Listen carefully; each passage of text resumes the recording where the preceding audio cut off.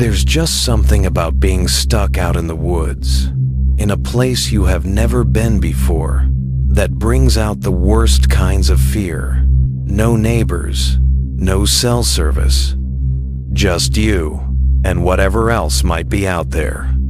I'm gonna tell you exactly what happened to me a few years ago, and I need you to believe every word, because what I saw in that cabin has changed everything I thought I knew about life and death. This is real, and it's still happening to me. My dad owned a funeral home in Syracuse, Peterson Family Mortuary. The business has been in our family for 3 generations. When I turned 18, instead of going to college like most kids, I started working with him full-time. I spent 5 years in that business. 5 years of preparing dead bodies, 5 years of comforting grieving families, and getting comfortable with death in ways most people never have to. My dad always told me something that stuck with me. Son, a man must walk toward what scares him most. If it kills him, then that was his fate. If he conquers it, then he knows he's truly alive. He would say this whenever I hesitated about handling a particularly difficult case, or when I got spooked working alone in the prep room late at night. On the 7th of September 2017, Dad had a massive heart attack while embalming a body. I found him collapsed, right there on the floor, next to Mrs. Henderson, who had died peacefully in her sleep 2 days prior. The irony wasn't lost on me. A man who had spent his life preparing others for their final journey, taken without any preparation of his own. After the funeral, when all the relatives had gone home and the flowers started dying, I couldn't stand being in that house anymore. Everything reminded me of him. I went online searching for cabin rentals, scrolling through pages of listings, trying to find something far enough from civilization where I could just disappear into, at least for a week. That's when I found this place buried deep in the search results. The photos showed what looked almost like a lost house in the forest. The cabin was small, weathered, and sitting in a clearing surrounded by towering pine trees that seemed to press in from all sides. Most people would have taken one look at those grainy photos and kept scrolling. It looked forgotten, abandoned even. It had been sitting there for years, just waiting for the forest to swallow it up completely. But somehow I liked that. Maybe it was all those years working with Dad in the funeral business, but places that look empty and isolated don't bother me the way they bother other people. This cabin looked exactly like what I needed. Somewhere that matched how I felt inside.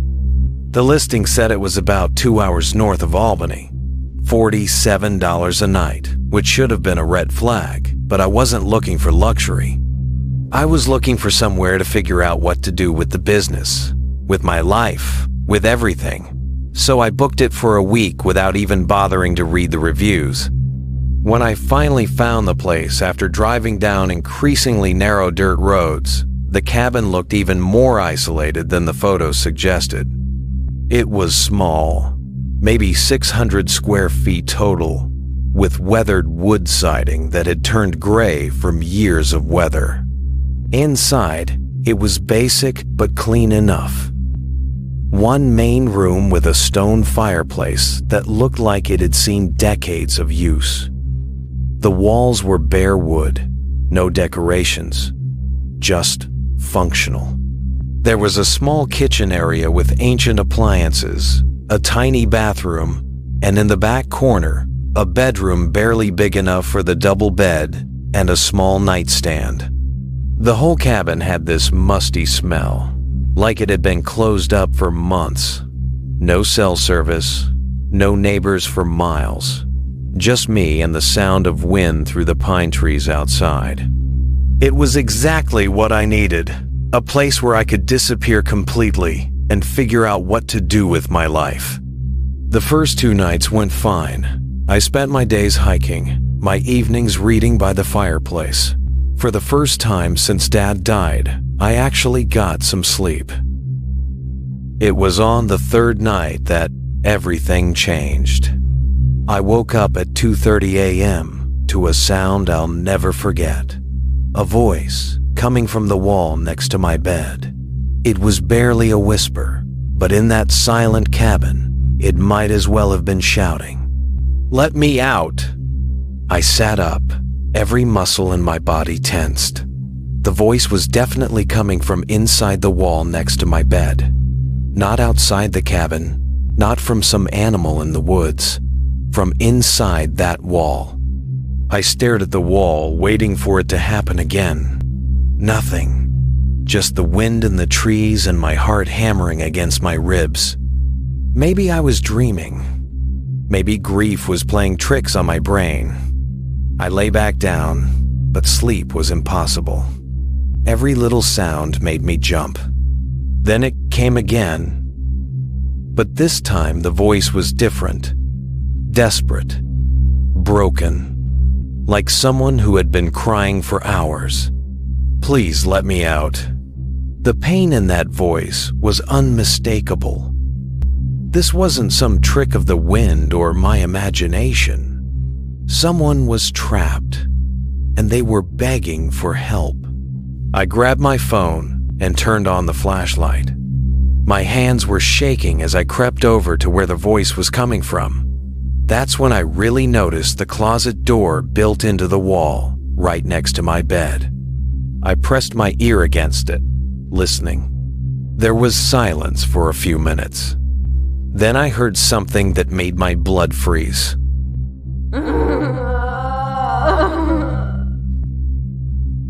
Crying.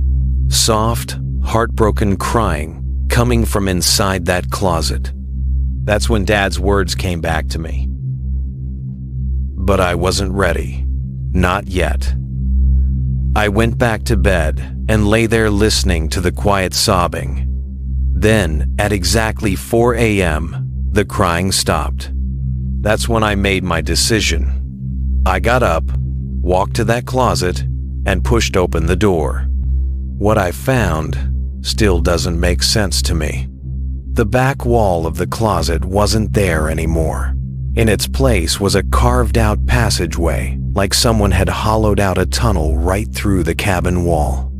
The walls were smooth stone, definitely not part of the original construction. It looked ancient, like something that had been carved by hand over the years. I stared into that tunnel, my phone's flashlight barely penetrating the darkness ahead. This was just a rental cabin in the middle of nowhere. Why would there be something like this hidden behind a closet wall? I should have closed that door and left right then. But 5 years working with the dead had made me curious about things other people run from. And I had paid for a week in this cabin. This was only my third day. So, I stepped inside. The tunnel went back about 20 feet before opening up into something bigger. As I walked deeper, my phone's flashlight revealed things carved into the stone walls that made my skin crawl.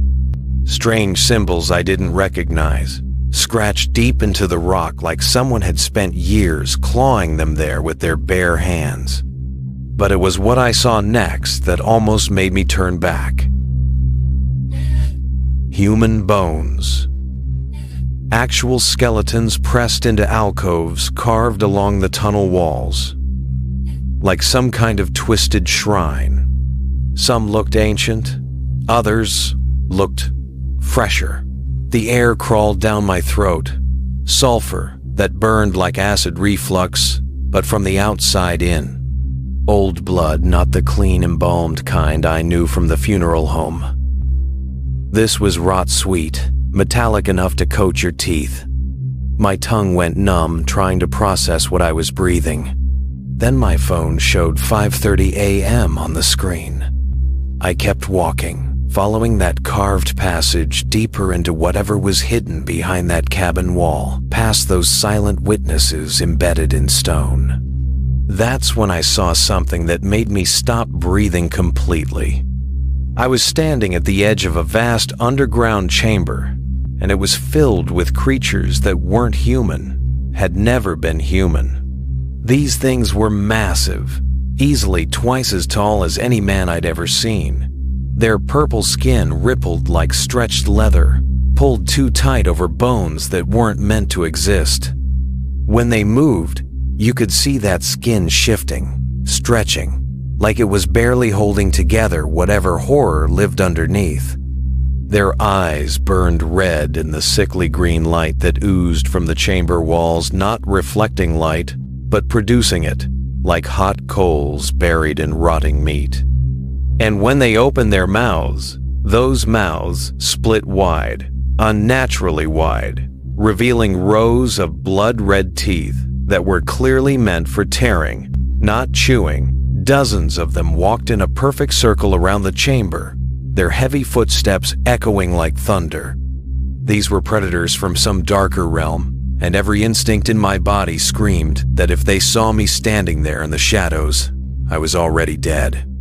And there, painted across the far wall in letters that seemed to pulse with their own malevolent life, were words written in fresh blood, not meant for the living.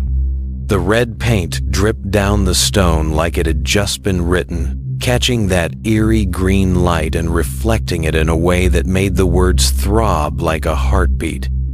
I pressed myself against the tunnel wall, trying to stay hidden. These things hadn't noticed me yet, too focused on their endless march around that chamber. But I could see their faces clearly now, twisted, inhuman faces filled with hatred so pure that it made my skin crawl. I watched them for what felt like hours, but was probably only minutes. They never stopped moving, never broke their circle, never made a sound except for their heavy footsteps echoing off the stone walls. Then my phone buzzed. 6 a.m. exactly. They stopped. All of them. Mid-step. 47 creatures turning toward me like they could smell my living breath and all that dead air. Then they dropped.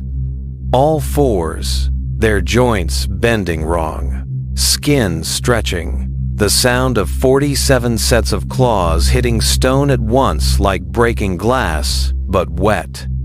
These massive creatures, twice the size of any human, suddenly folded their bodies down and began crawling across the stone floor like hunting dogs. But the way they moved it wasn't natural. Their joints bent in directions that shouldn't be possible, their rippling purple skin stretching and contorting as they scuttled across the ground with inhuman speed. Their clawed hands scraped against stone as they spread out, searching every corner, every shadow. The sound echoed through the chamber like fingernails on a chalkboard, but 100 times worse. They moved with the predatory grace of something that had hunted this way for centuries. And here's what made my spirit want to leave my body entirely as they crawled around on all fours like beasts. I realized these creatures had no tails. Nothing. Just their massive bodies ending abruptly where a tail should be, making them look incomplete, wrong, like something had torn away pieces of their anatomy and left them as broken hunting machines. Watching them crawl without tails was like seeing a nightmare that couldn't decide what it wanted to be, human or animal, so it became something far worse than either. They started moving toward my hiding spot, their claws scraping closer. One of them was crawling directly toward the tunnel entrance, its red eyes scanning left and right like searchlights. I had to move. Now. Step by step, I backed deeper into the tunnel, placing each foot carefully to avoid making even the slightest sound. The carved stone was uneven under my feet, and one wrong step would send loose rocks clattering down the passage. My heart was beating so loud I was sure they could hear it. I made it maybe 10 feet back when I heard the scraping sounds getting closer. One of those things had found the tunnel entrance. That's when I ran. I sprinted back through that carved passageway, threw myself through the closet, and slammed the door behind me. Then I grabbed my suitcase and started throwing my clothes and belongings into it as fast as I could. I didn't fold anything, didn't organize, Just stuffed everything in and got the hell out of that cabin before those things could find the other end of that tunnel. I drove straight home, hitting every green light, never stopping until I was back in Syracuse. But here's the thing that's been eating at me ever since. I keep thinking about that voice I heard that third night, and the crying that came after. I don't think those creatures in that chamber were the ones asking for help. I think there was someone else down there, someone human, someone trapped in that place with those things that couldn't be named, begging anyone who might hear to let them out.